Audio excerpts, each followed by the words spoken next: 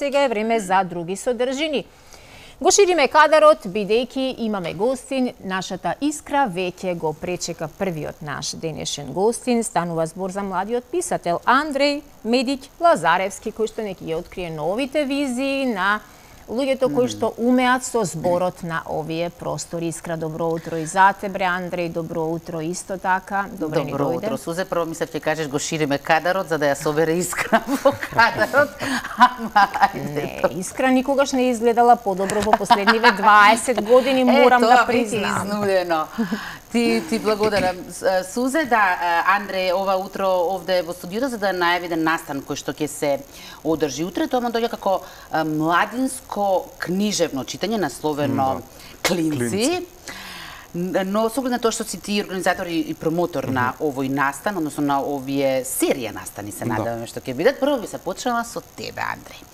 Особено поради тоа што си дипломиран филозоф, нешто што мене секогаш ме фасцинирало, а нешто што ретко сретнуваме, особено во денешно време.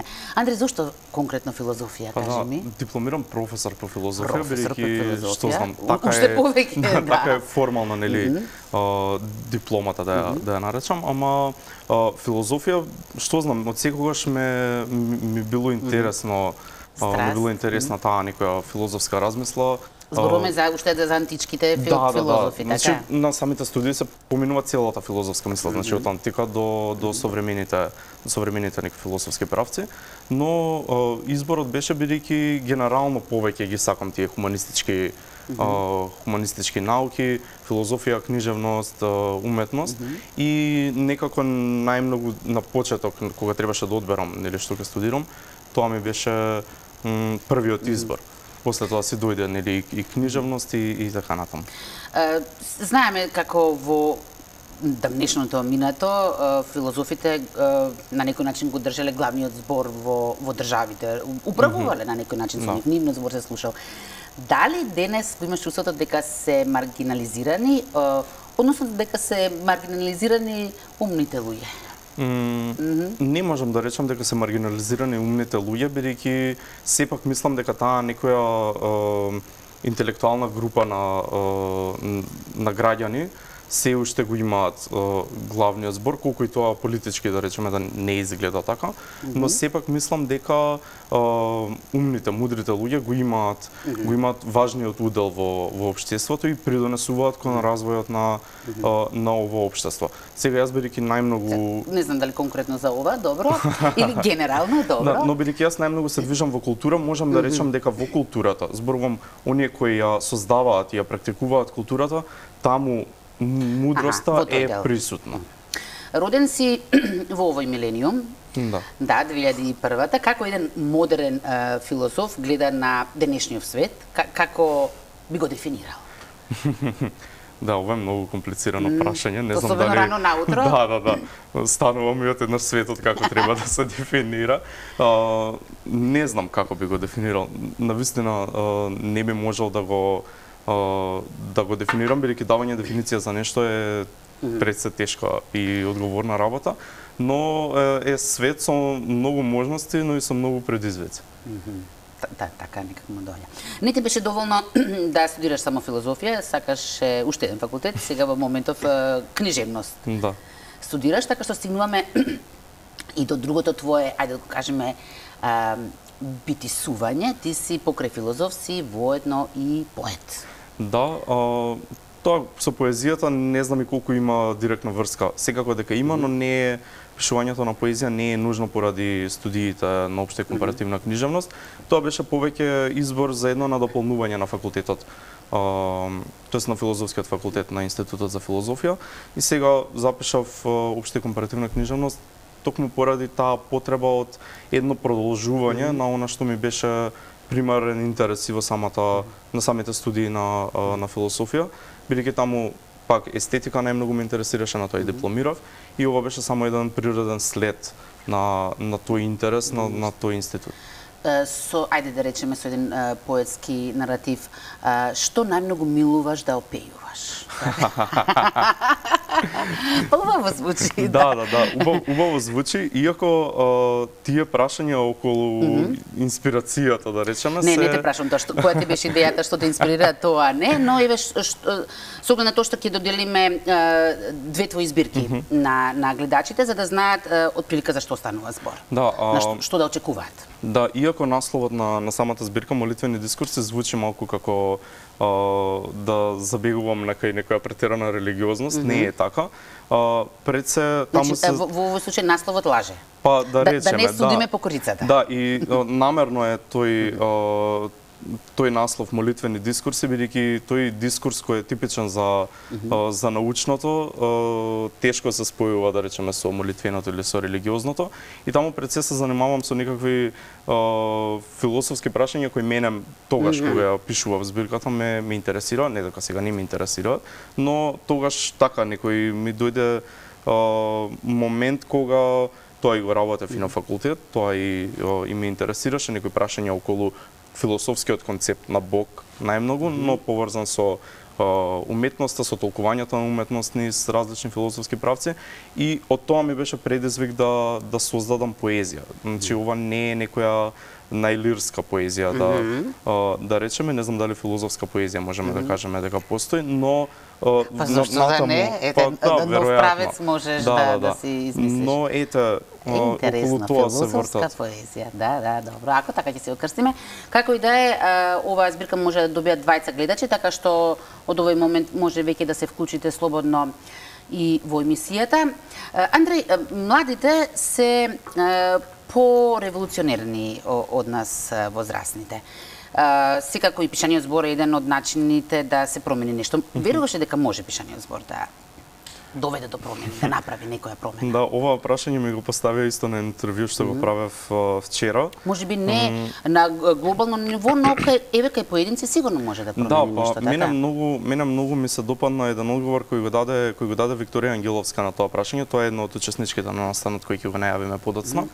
Таа рече сигурно барем еден свет веќе менува, мојот. Аха. И тоа е нешто, да. И ако тргнеме од тој некој собствен свет, тогаш можеме да речеме дека менува. Но некои суштински промени не мислам дека директно поезијата може да направи, но некаква промена на односот на системот кон културата може да го промени барем ова општество во кое што ние действуваме на подобро. Пред да преминеме за настанот утре, јас само да кажам, значи можеме да вклучиме гледачи, доколку некои сакаат само да ја добијат, а не сакаат да се вклучат во емисија, тогаш ако може да споделиш со нив каде да ја подигнат. Да, збирката може... Има, да. Ако кажи. Збирката може да се подигне во кафе книжарницата Буква. Тоа е позади домот на Арама, кај Старо кинокултура. Од денес после 17 часот јас ќе бидам таму ќе бидат книгите, да. Може да подпишеш, одлично. Ајде да видиме сега кој гледач или гледачка љуби поезија, особено вака рано наутро. Добро јутро, повелете во програма сте. Добро утро. Добро утро. Убав ден, сте на љубаво. Кога ме во вакво убаво друштво, стварно човек може да се осети весел, а истовремено да биде богат со знаење од секоја област. Одлично. Дали често читате поезија? А јас често читам поезија, но ваква филозофска поезија не готово е крстисме. Да. Би сакал да видам што се разликува помеѓу љубовната поезија и ова филозофската, во кој рамки е. Одлично. Предпоставам дека ги оставивте вашите податоци во режија, така што веќе уште од денес може да ја подигнете. Кај Буква ли како се викаше книжната? Да. Да, ви благодарам многу на јавувањето, исто така секако важи ова и за следниот гледач, односно добитник. Ајде ние сега да преминеме на настанот утре, но прво секако дека гледачот има предност. Добро утро, повелете. Следниот гледач, односно... Само телевизорот ќе ве замолам потивко.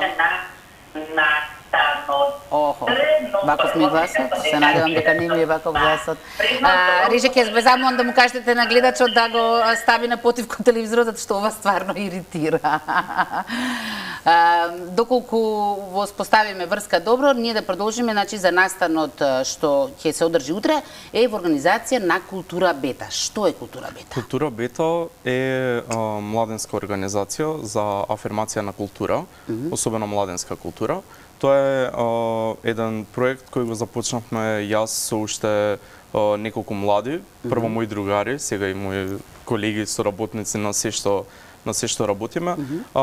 Култура Бета настана како потреба од некаков простор за изразување. Најпрво таа потреба се јави како потреба од некој независен аматерски театар, но поради пандемијата и сите работи кои се случија од неа, не можевме да истераме таа идеја за театар која ја имавме, и во меѓувреме почнавме да работиме онлайн со споделување на поезија, проза и ликовна уметност од млади, но потоа таа платформа прерасна во една поширока платформа која почна да споделува генерално култура од млади. Значи тука влегува и младенски колумни, тука влегува предлози за книги, рецензии за книги, рецензии на филмови, представи.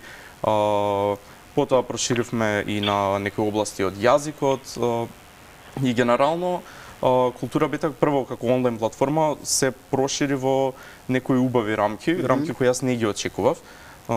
Мислев дека ќе се задржиме само на театарскиот момент, но мило ми е што успеавме да ја прошириме до онаму каде што сме денес. Во меѓувреме почнавме да организираме настани, поетски читања, промоција на музички албуми, свирки и изложби, и таа платформа веќе е, мислам, една од попрепознатливите платформи за култура за млади.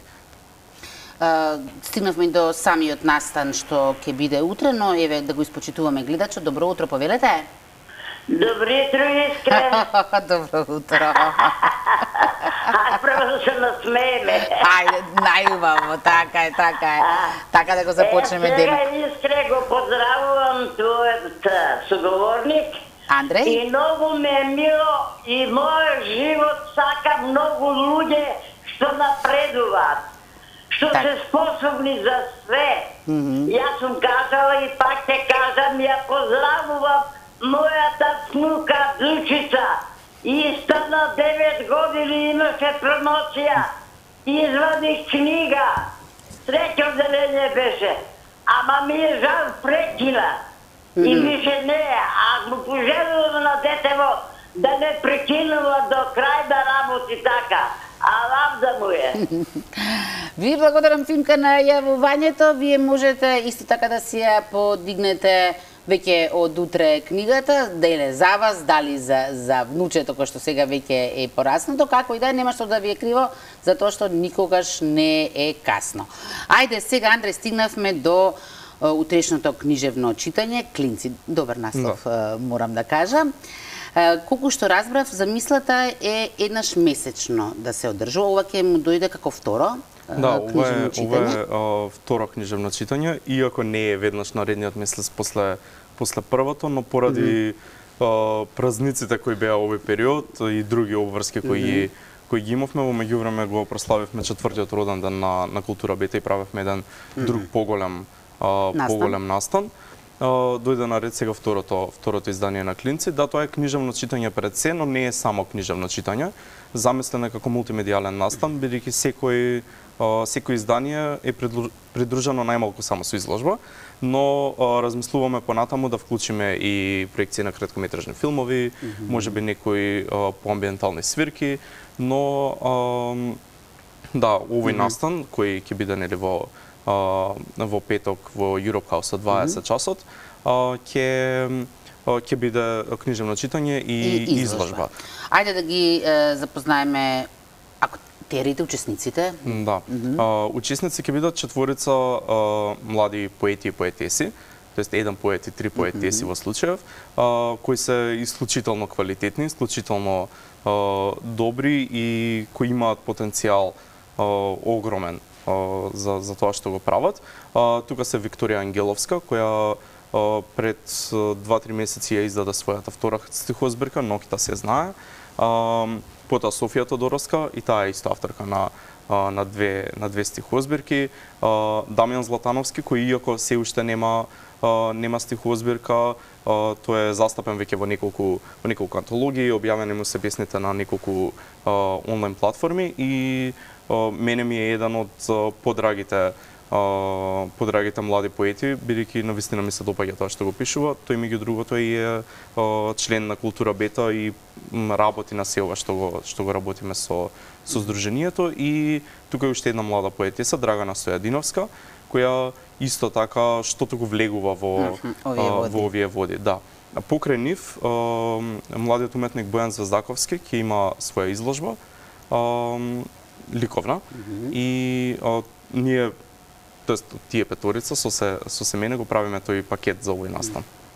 Би сакала да имам уште малку повеќе време, а за жал немаме. Сакав да прашам како да си млад уметник во денешницава, дали се сочувате со препреки или како што гледам, особено да речеме во поглед на книжевноста, ако нешто имаме напредок кај нас, тоа е во поглед на младите автори, има некој наплив на творештво, но од друга страна и наплив на публика што сака да ги чита. Да, мене ми е тоа многу драго што како се зголемува тој квантитет, прво се зголемува со тоа и квалитетот на автори кои се појавуваат на нашата сцена, но се зголемува и квалитетната публика која сака, чита и следи поезија. Околу ова како е да се биде млад уметник, пред се убаво, второ имаме голема поддршка, особено од неколку издавачки куќи, иницијативи, фестивали, кои постојано